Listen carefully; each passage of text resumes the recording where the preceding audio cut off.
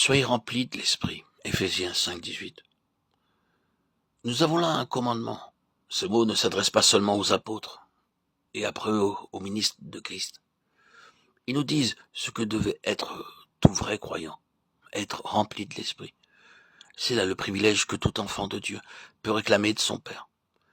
Car il ne lui faut rien de moins pour vivre de la vie de racheté, pour demeurer en Christ, garder ses commandements et porter beaucoup de fruits.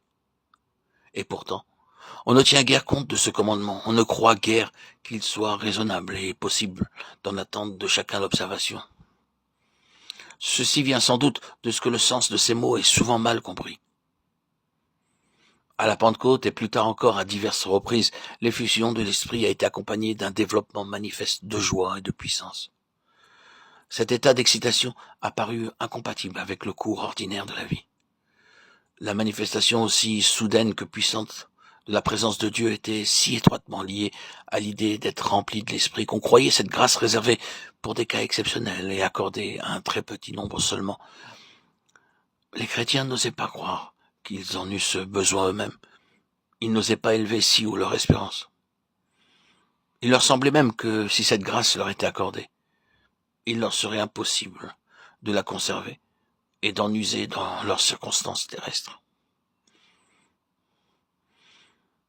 Aujourd'hui encore, le but de ces audios est de faire connaître que ce commandement s'adresse à tout croyant et que la promesse de Dieu est aussi bien que sa puissance à la hauteur de l'ordre donné. Puisse la méditation,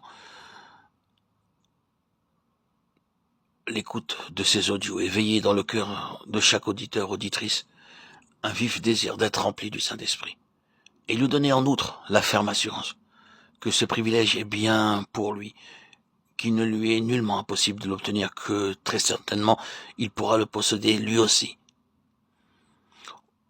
Au sud de l'Afrique, où l'on souffre de la sécheresse, on se sert de deux espèces de réservoirs pour se procurer de l'eau. Tantôt c'est une source, mais si peu abondante, qu'elle ne suffirait pas pour l'irrigation. Il faut donc la recevoir dans un réservoir qui se remplit jour et nuit de ce lent et régulier filet d'eau. Tantôt, il n'y a pas de source. Il faut alors construire le réservoir dans le lit d'un torrent ou dans quelque dépression de terrain propre à recevoir l'eau de pluie. Dans les moments d'orage et de forte pluie, il se remplit rapidement, en 2 ou 3 heures. Mais l'eau s'y précipite parfois avec tant de violence que ce n'est pas sans danger. S'il ne pleut pas, il peut rester vide pendant des mois et des années. Tandis que la continuelle et lente affluence de l'eau dans le premier réservoir offre plus de garantie. Nous avons quelque chose d'analogue dans la manière dont le Saint-Esprit vient remplir le cœur. Le jour de la Pentecôte et partout aussi, on commence une œuvre nouvelle. Soit dans les missions chez les païens, soit dans les réveils chez les chrétiens. Le Saint-Esprit manifeste sa présence soudainement, puissamment et d'une manière frappante. Impossible de ne pas reconnaître sa puissance dans la joie et l'excitation qu'apporte aux âmes le bonheur d'avoir trouvé le salut. Mais pour ceux qui le reçoivent ainsi, il y a des dangers. La grâce reçue dépend trop parfois de l'entraînement de ceux qui vous entourent, ou bien elle n'atteint que la superficie, ne réveille que les sentiments les plus impressionnables, sans descendre jusqu'aux profondeurs intimes de la volonté et de la vie. On voit au contraire d'autres chrétiens qui n'ont jamais rien éprouvé de semblable, témoigner visiblement de la présence de l'Esprit en eux, par leur entière consécration à Jésus, leur conduite à la lumière de sa face, leur vie sans reproche, toute de foi et d'obéissance, et leur dévouement plein d'humilité. Ils sont ce qu'était Barnabas, fils de consolation, homme de bien, plein du Saint-Esprit et de foi. Actes 4, 36, 11, 24. De ces deux manières d'être rempli du Saint-Esprit, quelle est la meilleure?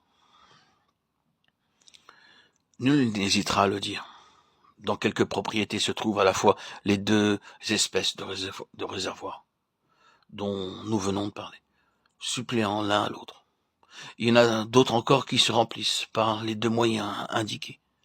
Pendant la sécheresse, ils sont régulièrement approvisionnés par le cours tranquille et régulier du filet d'eau, tandis qu'en temps de pluie, ils sont prêts à contenir beaucoup plus encore.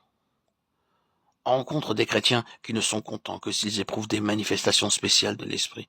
Il leur faut les vents déchaînés, les flots impétueux et le baptême de feu, tandis que d'autres voient la véritable action de l'esprit dans la source paisible qui ne cesse de couler tranquillement. Heureux ceux qui reconnaissent la présence de Dieu dans l'une et l'autre de ces deux manifestations et qui sont toujours prêts à le recevoir, quelle que soit la manière dont ils viennent à eux.